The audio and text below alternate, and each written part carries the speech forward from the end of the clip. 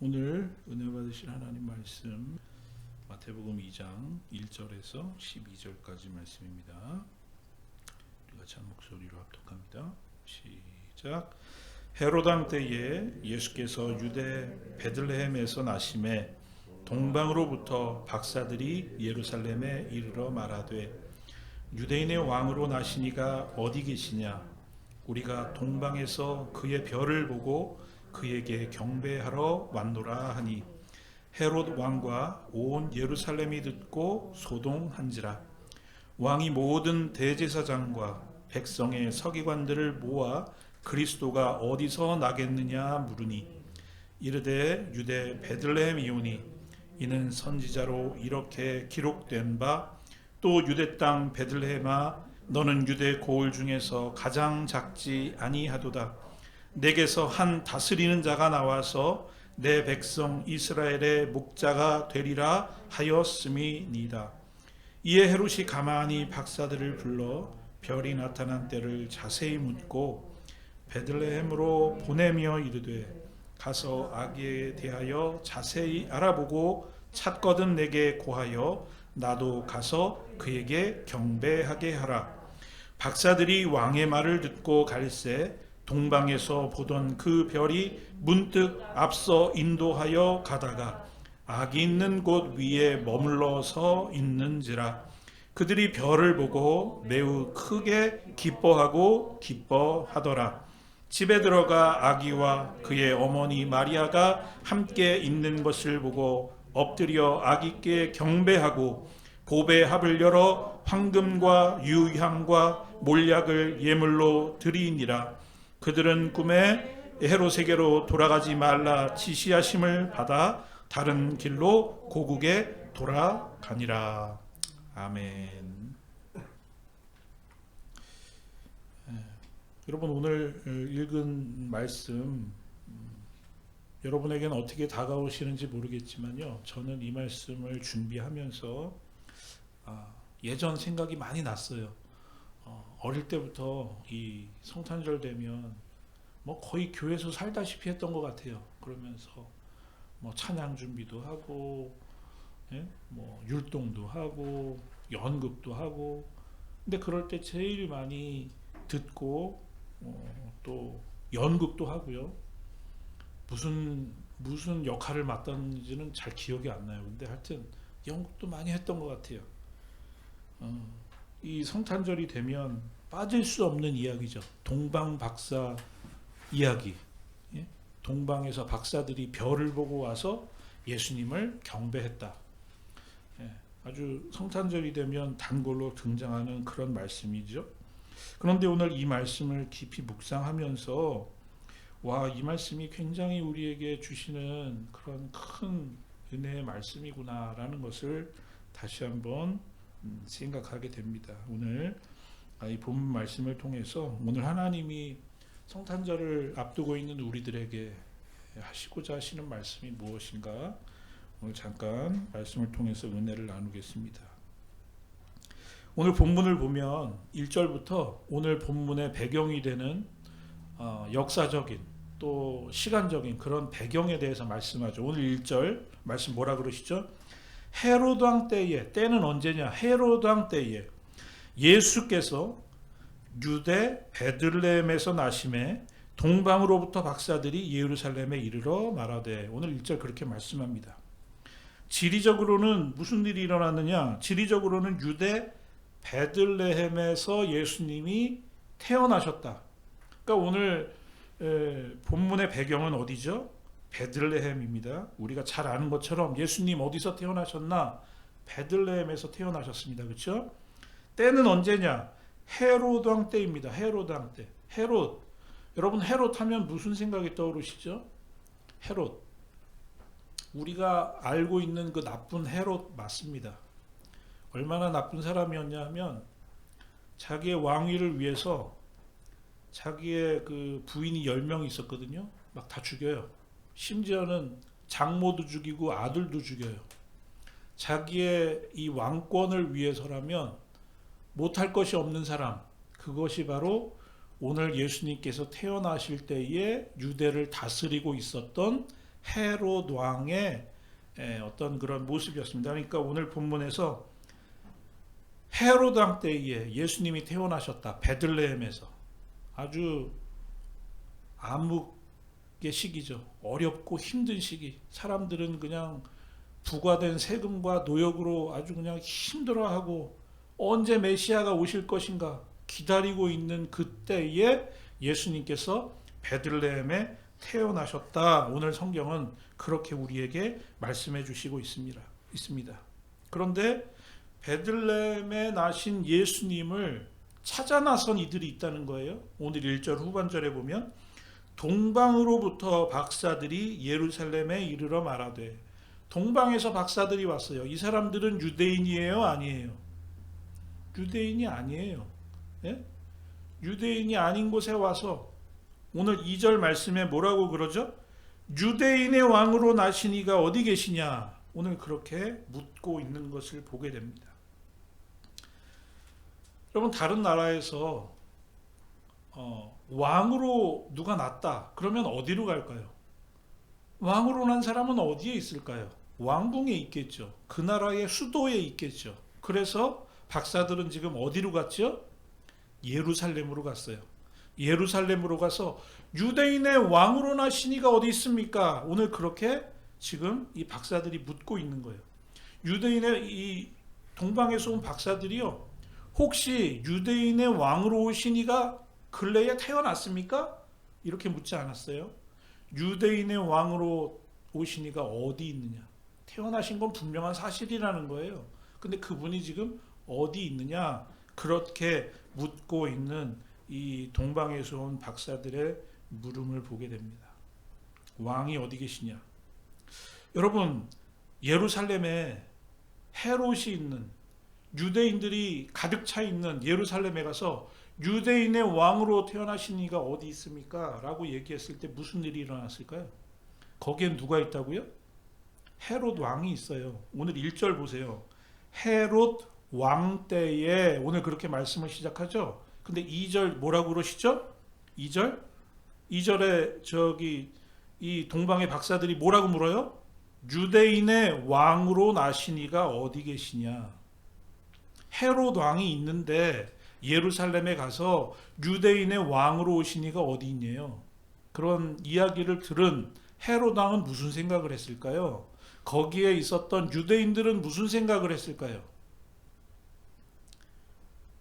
그래서 일어난 일이 무엇이냐? 3절, 헤롯 왕과 온 예루살렘이 듣고 소동한지라. 난리가 났다는 거죠. 왕이 태어났어? 유대인의 왕으로 오신 이가 태어났어? 유대인들이 그토록 기다리던 메시아를 그들은 태어난지도 모르고 있는데 동방에서 온 박사들은 그 예수님을 찾고 있다는 거죠.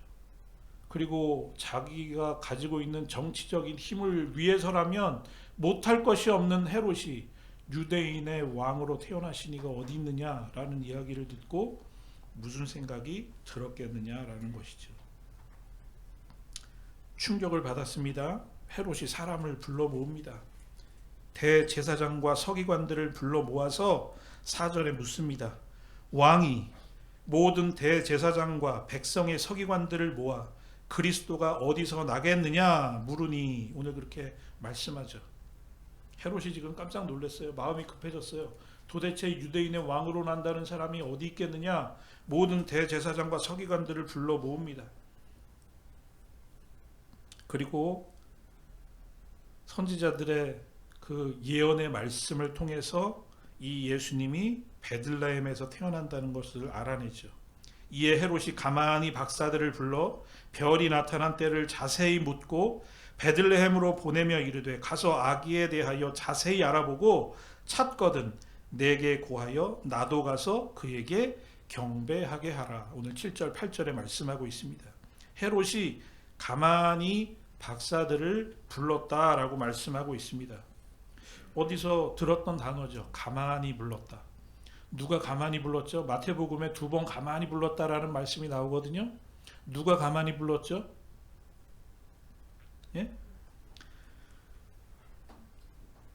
정혼한 마리아가 임신한 사실을 알고 어떻게 했죠? 요셉이 가만히 마리아를 끊으려고 했죠. 왜 가만히 끊으려고 했을까요? 요란하게 끊으면, 세상 사람들이 다 알게 끊으면 어떻게 되죠? 마리아와 태중의 예수님은 죽음을 당하죠. 그래서 요셉은 가만히 끊고자 했죠. 그런데 오늘 헤롯도 박사들을 가만히 부르죠. 왜 가만히 부르죠? 사람들 모르게 박사들을 통해서 유대인의 왕이 나신 곳이 알게 되면 어떻게 하려고? 죽이려고 했거나 하여튼 해하려고, 자신의 왕권에 도전이 되는 모든 일들을 용납할 수가 없었던 헤롯은 그래서 박사들을 가만히 부르고 있죠. 두 사람이 가만히 했던 일은 똑같지만 의도와 계획은 정반대가 되고 있었다는 것이죠. 나도 가서 그에게 경배하게 하라, 헤롯이 한 말입니다. 자신의 의도를 감추고 자기가 하고자 하는 그런 정치적인 술수를 마음속에 생각하고 있는 것이죠. 그래서 동방의 박사들이 헤롯의 말을 듣고 이제 예루살렘에 있는 줄 알았던 그런 유대의 왕을 만나기 위해서 어디로 가요? 베들레헴으로 방향을 틉니다. 그들이 가는 길에 그들을 인도해냈던 별이 갑자기 그들을 인도하다가 9절에 보니까 그곳이 있는 곳에 그 별이 어떻게 됐어요? 머물러요. 지금은 밤에 별이 잘 보이지 않지만 여러분, 그 별 중에 정말 얼마나 별이 밝았으면 그들을 인도했을까요? 그러다가 그 별이 계속 인도하다가 예수님이 태어나신 그 베들레헴의 한 장소에서 별이 멈추더니 그곳을 비추고 있다. 얼마나 신비적이고 놀라운 일일까요? 그 예수님이 있는 곳, 그 별이 머문 그 곳에 가서 박사들이 했던 것이 뭐죠? 오늘 10절 말씀. 그들이 별을 보고 매우 크게 기뻐하고 기뻐하더라. 이 성경에서 박사들이 기뻐했다는 것을 어떻게 하면 좀 더 정말 최고로 기뻐하는 것을 표현할 수 있을까를 아주 최대한 표현하고 싶은 표현이 바로 이 표현이에요. 박사들이 얼마나 기뻐했는지 모른다. 그것을 오늘 10절에서 우리에게 말씀해 주시고 있습니다. 박사들은 그 별을 보고 너무 기뻐했습니다. 그곳에 계신 예수 그리스도를 만나게 되었을 때 그들은 기뻐서 얼쩔 줄을 몰랐다는 거예요. 왜 동방 박사들은 그렇게 기뻐했을까요? 그들은 별에 대해서 잘 아는 사람들이었어요.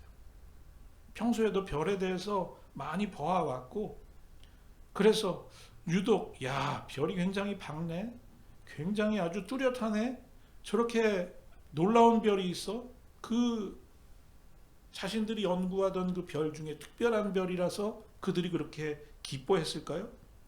왜 그들은 그렇게 기뻐했을까요? 기뻐했던 이유는 다른 것이 아니죠. 그들이 고대하던 누구를 만나요? 왕을 만나게 되었기 때문이라는 것입니다.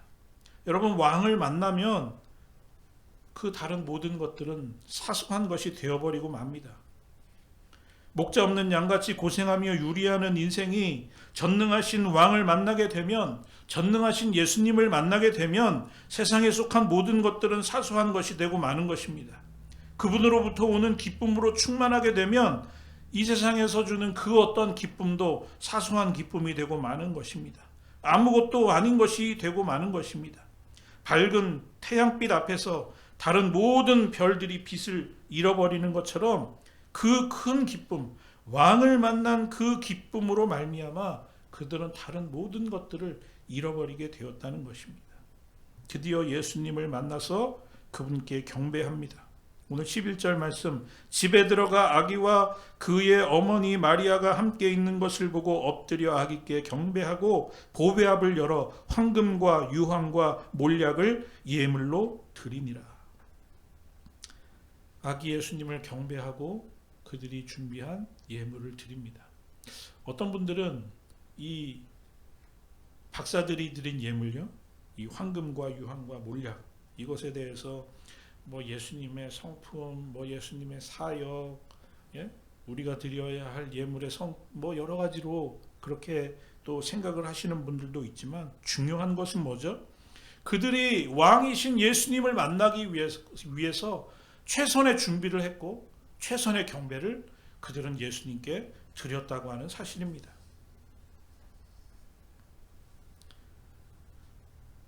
여러분 이런 생각 드시지 않으세요? 헤롯과 동방박사들, 이 두 부류의 사람들은 전부 다 누구를 찾죠? 왕을 찾아요. 그런데 완전히 다른 목적을 가지고 그 왕을 찾고 있다는 거예요. 헤롯 왕은 왕의 나심을 알고 왕을 죽이려고 했지만 동방에서 온 이 박사들은 왕을 경배하고자 했다는 것이죠.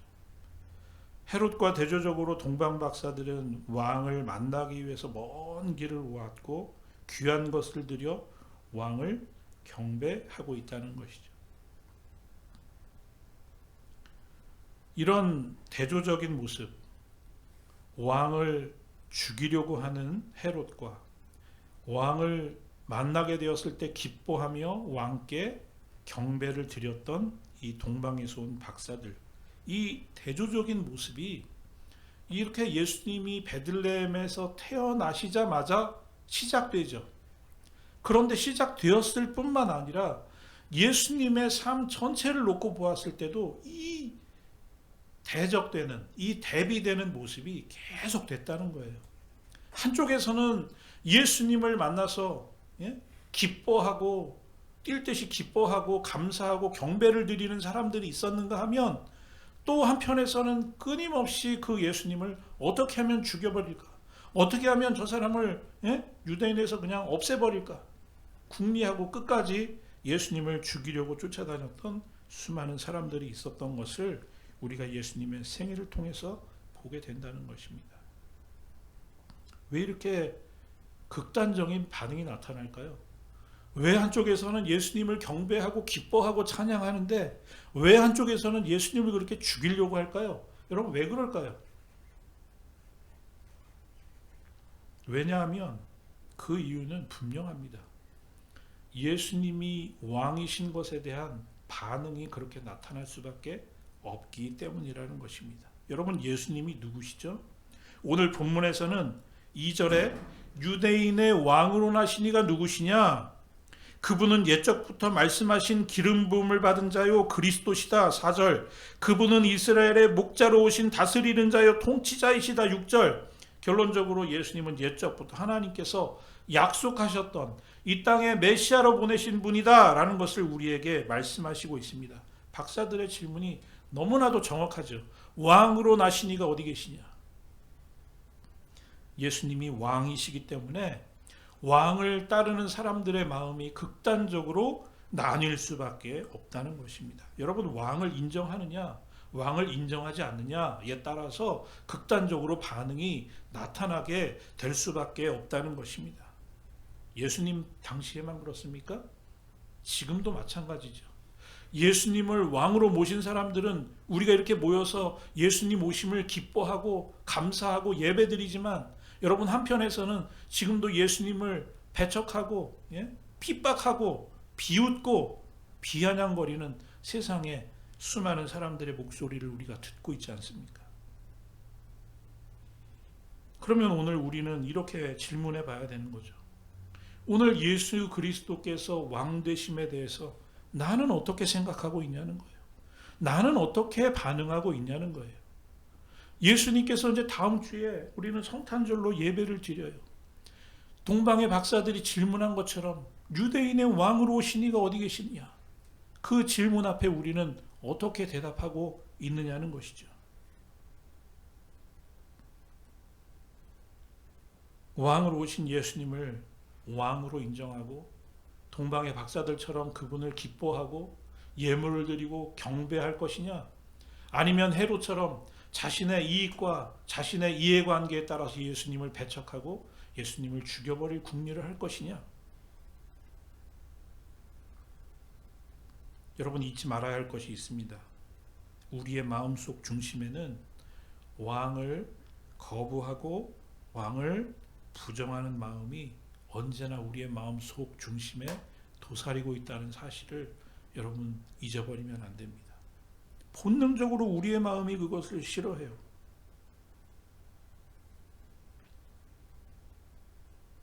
예수님이 왕이시기 때문에 내 삶 모두를 그분께 주어야 하는데 우리의 삶의 무슨 모습을 보면 우리가 입술로는 예수님이 나의 왕이십니다. 찬양도 하고 기도도 하지만 정말로 우리의 삶에서 예수님이 나의 삶의 주인이 되시고 왕이 되셔서 역사하시고자 하실 때 우리의 마음속 중심에서 그것을 부정하려고 하고 그것을 따르지 않으려고 하는 그런 우리의 속사람의 마음이 있다는 것을 우리가 부정할 수 없다는 것입니다.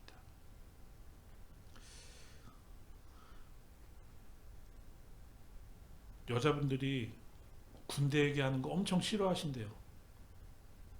그리고 이렇게 남자들이 모여서 축구 얘기하면 엄청 싫어하신대요. 그래서 제일 싫어하는 게 남자들이 모여가지고 군대 가서 축구 얘기하면 축구한 얘기하면 아주 그것처럼 듣기 싫어하는 게 없다고 그렇게 우스갯소리를 하시는데 여러분 남자들이 그렇게 군대 가서 고생한 얘기할 때 그게 왜 고생한 얘기가 되죠? 내 생각과 내 의지가 없어요. 명령하는 대로 움직여야 돼요. 짜여진 규칙대로 움직여야 돼요. 내 의견이 필요가 없는 거예요. 돌격하면 해야 되고요. 스탑하라면 해야 돼요. 하라면 하고 하지 말라면 하지 말아야 되는 것이 군대이기 때문에 힘든 거 아니겠어요? 근데 예수님이 우리의 왕이 되시는 순간 무슨 일이 일어나죠? 나는 없는 거예요. 내 의견이 없는 거예요. 왕이십니다. 예수님이 나의 왕이십니다. 동방의 박사들의 질문처럼 왕으로 오신 이가 어디 계시뇨? 내가 그분을 경배하러 가야 되겠습니다. 내가 그분을 나의 왕으로 모셔야 되겠습니다. 라고 하는 의미는 곧 뭘 얘기하는 것이죠? 나를 부인하는 거거든요. 내 생각과 내 경험과 내 그것이 무엇이 되었든지 그것을 내려놓는 것에서부터 예수님이 왕이십니다를 고백해야 되거든요. 근데 여러분 그게 쉽습니까? 아무리 우리가 예수님을 왕이라고 고백하고 왕이라고 찬송하고 기도하고 우리가 그렇게 해도 세상에 나가서 살다 보면 부딪히는 많은 일들 속에서 때로는 내 생각을 내려놔야 되고 내 이익을 내려놔야 되는데 나를 향해서 달려오는 원수를 향해서 예수님이 왕 되신 예수님이 나에게 말씀하셨으니까 나는 죽었습니다 하고 있어야 되는데 그게 됩니까? 그래서 무슨 일이 일어나요?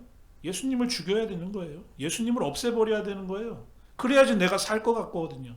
여러분 그것이 오늘 이 동방 박사들의 모습을 통해서 헤롯의 모습을 통해서 오늘 성탄절을 앞둔 하나님이 우리에게 하시는 질문이라는 것입니다. 여러분은 오늘 예수님을 누구라고 고백하십니까? 오늘 헤롯이 가졌던 마음 가만히 박사들을 불러서 아기가 어디서 태어났는지 보고 나에게 알려주시오. 왜요? 없애버리려고, 죽여버리려고. 그래야지 내 왕권이 잘 유지가 될 수 있으니까. 여러분 혹시 우리의 마음속에 이런 헤롯과 같은 이런 마음이 있지 않습니까? 여전히 내가 주인이 되어서 나의 삶을 좌지우지하려고 하는 그런 마음이 오늘 우리의 마음속에 있지 않냐는 것이죠. 이 성탄절을 통해서 낮고 낮은 땅 위에 누울 곳 없으셔서 마구간 말구 위에 볼품없이 오신, 그래서 이사야 선지자는 뭐라고 예언했습니까?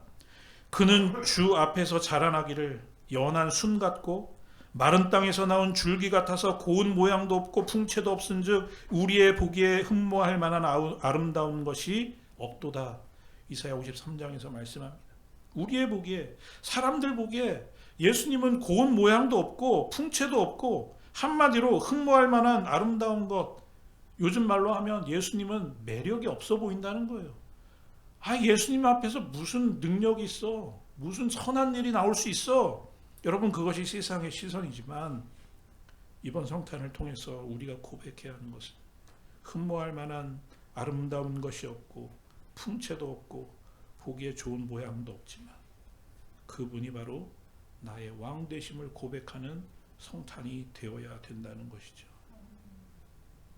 오늘 본문에 등장하는 이 동방의 이 박사들처럼 오직 전심으로 우리 아버지 하나님을 경배하고 그분들이 기뻐했던 그 별들이 예수님을 비추는 그 자리에 앞에 갔을 때 그들이 기뻐했던 그 마음, 오늘 그 마음이 저는 오늘 우리의 마음이 될 수 있기를 간절히 소원합니다.